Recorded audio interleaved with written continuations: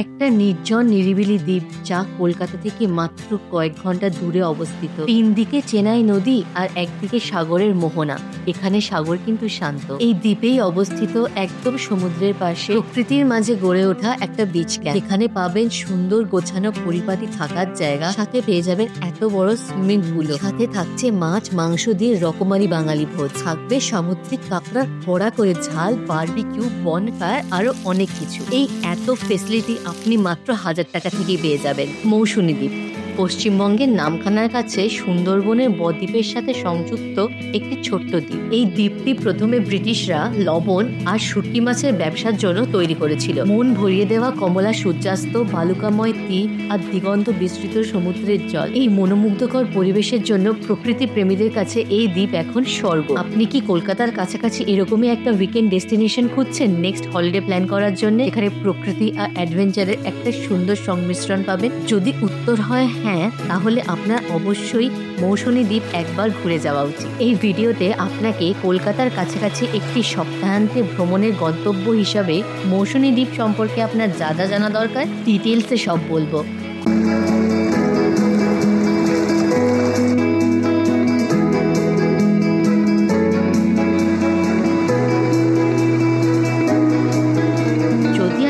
মনস্থির করে ফেলে থাকেন যে পরের ছুটিতে মৌসুমী দ্বীপেই আসতে চান, তাহলে একটা ভালো থাকা খাওয়ার জায়গা মানে একটা ভালো বিচ ক্যাম্পের খোঁজ দিই। একদম সমুদ্রের ধারে ঝাউবনে ঘেরা একটা বিচ ক্যাম্প। ইচ্ছে করলে যখন খুশি বেরিয়ে নেমে পড়তে পারবেন সি বিচে। প্রকৃতির মাঝে খোলামেলা জায়গায় গাছগাছালিতে ভর্তি, তার মাঝেই কয়েকটা ছোট private cottage.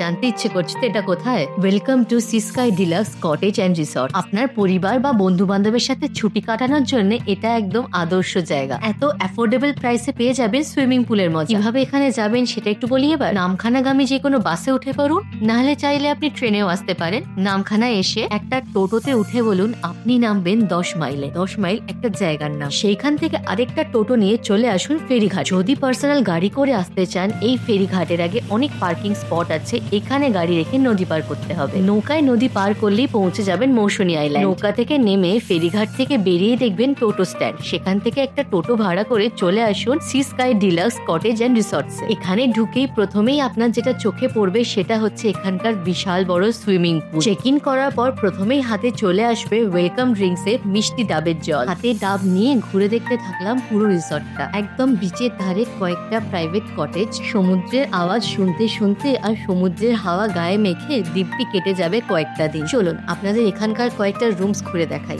AC non AC দু রকমের রুম এখানে পেয়ে যাবেন। প্রথমেই দেখাচ্ছে একটা নন এসি রুম। দেখুন নন এসি হলেও কত সুন্দরভাবে সাজানো এই রুমটা। পরিষ্কার পরিচ্ছন্ন এত বড় রুম উইথ অ্যাটাচড বাথরুম, তার সাথে খাওয়া দাওয়ার প্যাকেজ মিলিয়ে এখানে দাম শুরু হচ্ছে নন এসি রুমে 1200 টাকা থেকে। আর যদি এসি রুম নিতে চান তাহলে থাকা খাওয়া সমেত সেই প্যাকেজের দাম পড়বে 1400 টাকা। এসি রুম নিলেও আপনি পেয়ে যাবেন clean spacious rooms with attached bathroom. AC হোক বা নন এসি, প্রত্যেকটা রুমের সাথেই পেয়ে যাবেন 4 বেলার রাজকীয় খাওয়া দাওয়া, সুইমিং পুল অ্যাক্সেস, ওয়াইফাই, মোট কথা অফুরন্ত মজা করার আনলিমিটেড সাবস্ক্রিপশন। যদি মনে হয় বাজেট আর একটু কম হলে ভালো হয়, থাকতে পারবেন এই সি ফেসিং টেন্টস গুলোতে। মাত্র 1000 টাকায় থাকা আর খাওয়া দুটোই পেয়ে যাবেন যদি বুক করেন এই টেন্টস গুলো। টেন্টের মধ্যে মিনিমাম 2 জন থাকার মতো বেশ ভালো জায়গা আছে। টেন্ট যদি বুক করেন রিসর্টের কমন ওয়াশরুম আপনারা ইউজ করতে পারবেন। টেন্টের ভেতর গুলো বেশ স্পেশিয়াস আর লাইট ফ্যানের কানেকশন করা আছে। টেন্টের দরজা সরালেই দেখতে পাবে সামনে সমুদ্র। মৌসুমী দ্বীপে মুখ্য আকর্ষণ এই শান্ত নিরিবিলি সমুদ্র সৈকত। যখন মন চাইবে রিসর্ট থেকে বেরিয়ে যে কোনো সময় চলে আসতে পারেন সমুদ্রে। দিনের বিভিন্ন সময় সমুদ্র সৈকতের বিভিন্ন রূপ উপভোগ করতে পারবেন। কখনো জোয়ার, কখনো ভাটা। সমুদ্র সৈকত এক্সপ্লোর করা এবং ঘন্টার পর ঘন্টা সমুদ্রে স্নান, এটাই হলো মৌসুমী দ্বীপের বিশেষ আকর্ষণ। মোহনার কাছে সমুদ্র, তাই ঢেউ বেশি থাকে না, সেই জন্য এখানে দুর্ঘটনা হওয়ার ভয়ও কম। আমরা যখন গেছিলাম আমরা এই এসি কটেজটা বুক করেছিলাম। তার সামনে ছিল একটা কিডস প্লেইং এরিয়া, তার সামনে সুইমিং পুল, আর চারিদিকে এত সবুজ গাছ, দুপুরের রোদও যেন গায়ে লাগছিল না। সিকিউরিটির জন্য এখানে পেয়ে যাবেন 24/7 সিসিটিভি নজরদারি। ছোট ছোট কচি কাচাদের মনোরঞ্জনের জন্য থাকছে কিডস প্লে এরিয়া, আর সুইমিং পুল তো থাকছে উইথ বেবি পুল। বাচ্চা থেকে বড় এখানে চেক ইন করলেই পাবেন আনলিমিটেড সুইমিং পুল অ্যাক্সেস। যখন মন চাইবে সমুদ্রে স্নান করতে পারেন, না হলে সুইমিং পুল তো আছেই। এখানে জলকেলি করুন। সবই তো হলো, এবার আসি খাবার দাবার, যা প্যাকেজের সাথে ইনক্লুডেডই থাকবে। আপনি চেক ইন যখন করবেন, রুমের সাথে খাওয়ার একটা প্যাকেজেই পেয়ে যাবেন। আমাদের মধ্যে সকালে ব্রেকফাস্টে পেয়ে যেতে পারেন লুচি,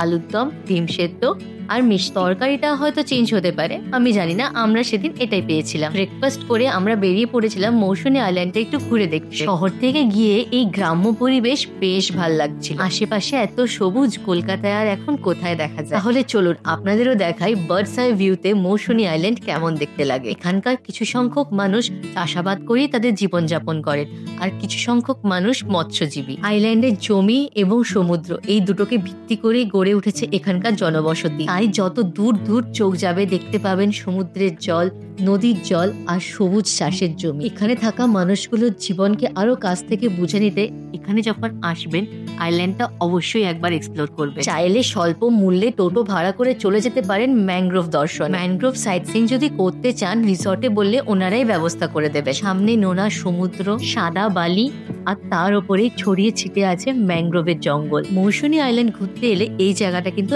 একদম স্কিপ করবেন না, অবশ্যই ভিজিট করবেন। মৌসুনী আইল্যান্ডের আরো একটা অ্যাট্রাকশন হচ্ছে ছেলেদের মাছ ধরা। আপনি সমুদ্রে যত দূরেই তাকান না কেন সব সময় দেখতে পারবেন গোটা কয়েক নৌকা সমুদ্রের উপর ভেসেই চলেছে, কারণ এখানে সর্বক্ষণই মাছ ধরা হয়। আইল্যান্ডের গাছপালা না কেটে যতটা সংরক্ষিত ভাবে আইল্যান্ডকে ডেভেলপ করা সম্ভব সেই চেষ্টা অনবরত হয়েই চলেছে। সেই জন্য এখানকার ট্যুরিজম এখন বেশ উন্নত। তাই এখন মানুষ দীঘা, মন্দারমণির মতো ওভার ক্রাউডেড, ওভার প্রাইস জায়গাকে ছেড়ে মৌসুনী আইল্যান্ডে ট্রিপ প্ল্যান করছে। এখানকার সহজ সরল পরিবেশ, গ্রামবাসীদের আতিথেয়তা মানুষের ভীষণভাবে মনে ধরেছে। তাই হতে পারে আপনি পাহাড় প্রেমী, সমুদ্র প্রেমী নন, কিন্তু এই জায়গা আপনাকে সমুদ্রের প্রেমে পড়তে বাধ্য করবে। কারণ এরকম খোলা প্রকৃতির হাওয়া, নীল জলরাশি, এরকম সুন্দর একটা পরিবেশ কার না ভালো লাগে। আমরা সবাই তো ব্যস্ত জীবন থেকে ছুটি কাটানোর জন্য এরকম জায়গায় খুঁজে থাকি সব সময়।